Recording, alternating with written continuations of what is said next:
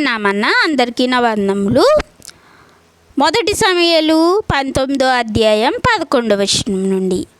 ఉదయమున అతనిని చంపవలెనని పొంచియున్న దావీదును పట్టుకొనుటకై సౌలు అతని ఇంటికి దూతలను పంపగా, దావీదు భార్య అయిన మికాలు, ఈ రాత్రి నీ ప్రాణమును నీవు దక్కించుకొంటేనే గాని రేపు నీవు చంపబడుదువని చెప్పి కిటికీ గుండా దావీదును దింపగా అతడు తప్పించుకొని పారిపోయెను. తరువాత మికాలు ఒక గృహదేవత బొమ్మను తీసి మంచము మీద పెట్టి మేకబొచ్చు తలవైపున ఉంచి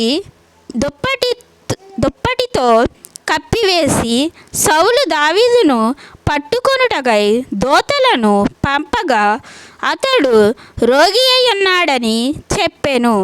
దావీదును చూచుటకు సౌలు దూతలను పంపి, నేను అతని చంపునట్లుగా మంచముతో అతనిని తీసుకొని రండని వారితో చెప్పగా, ఆ దూతలు వచ్చి లోపల చొచ్చి చూచినప్పుడు తల తట్టున మేకబొచ్చుగల ఒకటి మంచము మీద కనబడెను.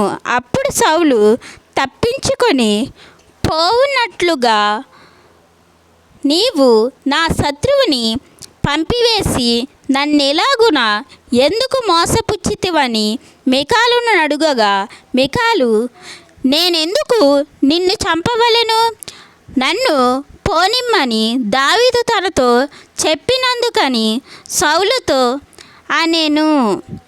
Amen. God bless you all.